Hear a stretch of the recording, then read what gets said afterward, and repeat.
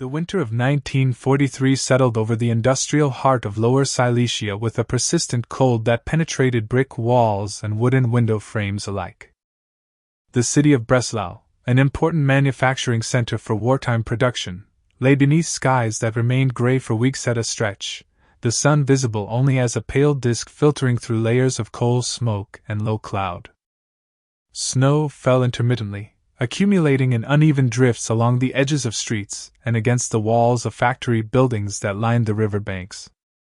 The war had entered its fourth year, and the rhythms of civilian life had long since adjusted to accommodate the demands of military production, rationing systems, and the constant movement of labor between workshops, depots, and assembly halls.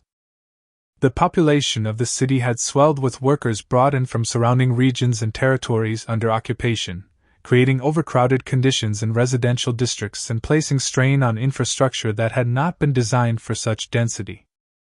Marcin Kowalczyk was 12 years old when he began working at a machine shop located in the eastern industrial quarter of the city, a sprawling complex of interconnected buildings that produced components for various military applications. He lived with his mother in a single room on the third floor of a tenement building that housed multiple families, each occupying a similar cramped space partitioned from what had once been larger apartments. His father had disappeared during the early chaos of the invasion in 1939, last seen in the confusion of a rail yard evacuation that had been disrupted by air attack. His older brother and two sisters had been sent to work assignments in different parts of the occupied territories, their exact locations unknown, communication having ceased months earlier when postal services became unreliable and censorship made correspondence difficult. Marcin's mother worked in a laundry facility that serviced military barracks, a job that required her to leave before dawn and return well after dark, her hands perpetually reddened and cracked from exposure to harsh soaps and scalding water. The machine shop where Marcin was employed occupied a long brick structure with a sloped roof supported by iron trusses. The interior was divided into workstations arranged in rows, each equipped with lathes, drill presses, or grinding wheels powered by overhead belts connected to electric motors. The floor was concrete, stained with oil and metal shavings that accumulated despite regular sweeping.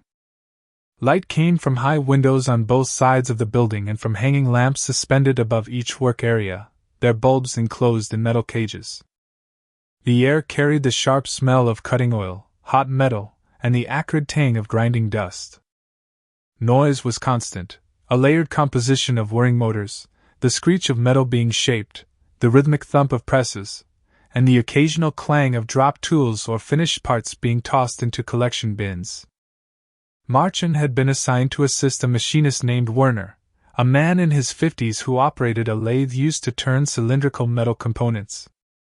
The work required precision, as the parts being produced had to meet exact specifications for diameter and length. Marcin's role was to fetch raw metal stock from the supply area, position it in the lathe's holding mechanism under Werner's direction, operate the coolant system that prevented the cutting tools from overheating, and remove finished pieces once they had been inspected. The tasks were repetitive and demanded sustained attention, as even small errors could result in wasted material or damage to the cutting tools. Werner spoke little, offering instructions in clipped sentences and expecting immediate compliance. He had worked in the shop for over 20 years and moved with the economical precision of someone who had performed the same motions thousands of times. The workday began at 7 in the morning and continued until 6 in the evening, with a half-hour break at midday for a meal provided in a canteen attached to the main workshop. Marcin woke each morning in the darkness, dressing in layers of worn clothing that included a wool sweater with unraveling cuffs and a jacket too large for his thin frame. His mother, if she was home, would have left a portion of bread and sometimes a small piece of cheese on the table. He ate quickly, wrapping any remaining food in cloth to carry with him. The walk to the machine shop took 20 minutes, following streets that were largely empty at that hour except for other workers heading to early shifts. The cold penetrated his inadequate clothing, and he kept his hands jammed into his pockets, his breath forming clouds that dispersed in the still air. The machine shop was marginally warmer than the outdoors, heated by a combination of steam radiators and the residual heat generated by the machinery itself. Marchand's station was located near the center of the hall, far from the radiators, and he often worked with numb fingers during the first hours of the shift. He learned to recognize the sounds that indicated when the lathe needed adjustment, when the coolant reservoir was running low, or when a cutting tool was wearing down and needed replacement. Werner inspected each finished piece with calipers, checking measurements against a specification sheet kept clipped to a board above the workstation. Rejected pieces were set aside for rework or scrap, and Werner's demeanor would darken when defects accumulated, though he directed his frustration at the machinery rather than at Marchand. The rhythm of the work settled into a pattern that varied little from day to day. Raw metal arrived in bundles, delivered by handcart from the supply warehouse at irregular intervals. The metal was cold and heavy, and Marchand's hands grew callous from handling the rough surfaces. Each piece had to be measured, marked, and secured in the lathe before cutting began. The process of turning the metal produced long curls of waste material that accumulated on the floor and had to be cleared periodically to prevent them from interfering with the machinery. Marchand used a rake to gather the shavings into piles that were later collected and taken to a scrap processor. The work was physically tiring, though not as demanding as jobs that required lifting or carrying for extended periods. The real challenge was maintaining concentration over the long hours, staying alert to the small variations in sound or motion that signaled potential problems. Midday brought a brief respite. The canteen served a thin soup accompanied by a portion of dark bread and occasionally a piece of sausage or a boiled potato. Workers ate at long wooden tables, sitting on benches worn smooth by years of use. Conversation was minimal, most people too tired or too focused on eating to engage in talk. Marchand usually ate alone, finishing his meal quickly and then stepping outside for a few minutes to escape the close air of the workshop. The yard behind the building was used for storing raw materials and equipment awaiting repair. Snow accumulated there in corners sheltered from the wind, and Marchand would stand near the loading dock, watching the sky and letting the cold air clear his head before returning inside. Winter deepened as the weeks progressed into January and then February. The cold became more severe, and the workshop's heating system struggled to maintain adequate warmth. Workers wore additional layers, and some wrapped cloth around their hands when handling metal that had been stored outside. The windows accumulated frost on the inside, creating patterns that obscured the view and reduced the already limited natural light. Production quotas remained unchanged despite the difficult conditions, and supervisors circulated through the workshop more frequently, checking output levels and noting any delays or equipment failures. The pressure to maintain pace was constant, communicated not through dramatic pronouncements, but through the simple fact of expectation and the knowledge that shortfalls would be met with reduced rations or reassignment to less favorable tasks. Marchand's mother grew thinner as the winter wore on. The laundry work was exhausting, and the rations provided through official channels were insufficient.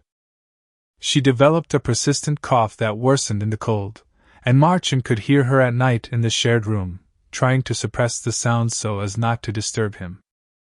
He worried about her but had no means to improve the situation beyond sharing whatever extra food he could obtain, which was little. The black market operated in certain areas of the city, but prices were beyond what either of them could afford, and involvement carried risks that neither was willing to take. The machine shop continued its operations through the winter without major incident until a morning in late February when the electrical system that powered the overhead drive belts began to malfunction. The trouble started gradually, with motors running unevenly and belts slipping on their pulleys, causing machines to operate at reduced speed or to stop entirely for brief periods. Maintenance workers were called in to investigate, and they traced the problem to a transformer station located in an adjacent building. The transformer had been overtaxed by the increased demand placed on it during the winter months, when additional heating equipment had been connected to the same circuit. Efforts were made to redistribute the load, but the damage had already weakened components within the transformer, and a complete shutdown was required to prevent further deterioration. The shutdown was scheduled for a Sunday, when production was normally reduced, but the repairs took longer than anticipated. By Monday morning, the power had not been fully restored, and only a portion of the workshop was operational. Workers whose machines were affected were reassigned to other tasks, including manual operations that could continue without electricity. Marchin and Werner were moved to a section where parts were being finished by hand, using files and abrasive stones to remove burrs and achieve the required smoothness. The work was slower and more tedious than operating the lathe, and the cold was more noticeable in this part of the building, which was farther from the active heating sources. The power was restored by midweek, and operations resumed their normal pace. However, the strain on the electrical system had revealed underlying vulnerabilities, and supervisors instituted new restrictions on the use of auxiliary equipment to prevent overloading. The shop floor became colder as some of the supplemental heaters were disconnected, and workers adjusted by wearing even more layers and by moving more frequently to generate body heat. Marchin noticed that Werner seemed more irritable than usual, snapping at minor mistakes and working with a tension that had not been present before. The older man's hands shook slightly when performing fine adjustments, and Marchin realized that the cold was affecting him more severely than it affected the younger workers. The accident occurred on a Thursday afternoon in early March, during a period when the workshop was operating at near capacity to meet a production deadline. Werner was working on a particularly demanding piece that required multiple passes with the cutting tool to achieve the specified dimensions. Marchin was monitoring the coolant flow and watching for the signal to remove the finished part when the lathe emitted an unfamiliar grinding noise. Werner immediately disengaged the drive, but the cutting tool, which had been under significant stress, shattered from the sudden change in force. Fragments of hardened steel were thrown outward, one piece striking Werner's right hand where it rested on the lathe's control lever. The impact opened a deep gash across the back of his hand, and blood began to flow immediately, running down his wrist and dripping onto the floor. Werner stepped back from the machine, his face going pale. He wrapped his left hand around the injury, applying pressure, but the blood continued to seep through his fingers. Marchin ran to the supervisor's desk and reported the incident. The supervisor grabbed a first aid kit and hurried to the lathe, instructing Werner to sit on a nearby stool while he examined the wound. The cut was deep enough to require stitches, and the supervisor sent Marchin to fetch the factory medic, who maintained a small treatment room on the ground floor. The medic arrived within minutes, carrying additional bandaging and antiseptic. He cleaned the wound as best he could under the workshop conditions and wrapped Werner's hand tightly, instructing him to go to a clinic for proper treatment. Werner protested, saying he could continue working, but the supervisor overruled him, concerned both for the man's health and for the liability of allowing an injured worker to operate machinery. With Werner absent, Marchin was left without clear direction. The supervisor assigned him to assist another machinist temporarily, a younger man named Klaus who operated a drill press in a different section of the workshop. The transition was jarring, as Klaus had his own established rhythm and expected Marchin to adapt immediately without extensive instruction. Marchin did his best, learning through observation and trial, making mistakes that drew sharp corrections but gradually finding his footing. The work was different from what he had done with Werner, involving positioning metal plates beneath the drill and ensuring they were clamped securely before holes were punched through them. The drill produced a high-pitched whine when cutting, and the metal plates vibrated under the pressure, sometimes shifting if they had not been secured properly. Werner returned to work after a week, his hand still bandaged but functional enough to resume limited duties. The injury had affected his grip strength, and he struggled with tasks that required fine manipulation. The supervisor reassigned some of his more demanding work to other machinists, leaving Werner with simpler operations that could be performed with reduced dexterity. The change was visible in Werner's demeanor.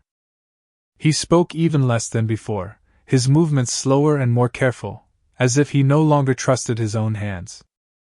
Marchin returned to assisting him, but the dynamic between them had shifted. Werner relied more on Marchin to perform tasks that he had previously handled himself, and Marchand found himself taking on greater responsibility without explicit acknowledgement or additional compensation. Spring arrived slowly, bringing gradual increases in temperature and longer daylight hours. The snow melted, revealing the accumulated grime and debris of winter. The machine shop's windows were cleaned, allowing more natural light to enter, and the heating system was scaled back as the outdoor temperatures rose. Production demands remained high, driven by military needs that showed no signs of diminishing. Rumors circulated among workers about the progress of the war, snippets of information gleaned from official broadcasts and whispered conversations, but concrete details were scarce and often contradictory. The general sense was that the conflict continued with no clear end in sight, and that the routines of factory work would persist indefinitely. Marchand's mother's health stabilized somewhat with the arrival of warmer weather, though her cough never fully disappeared. She continued her work at the laundry, and the small room they shared remained their only refuge from the demands of labor and the uncertainties of wartime existence. Marchand grew taller over the course of that year, his clothing becoming tighter and shorter, though there was no money to replace it. He developed a lean, wiry strength from the physical work, and his hands became toughened and scarred from handling metal and tools.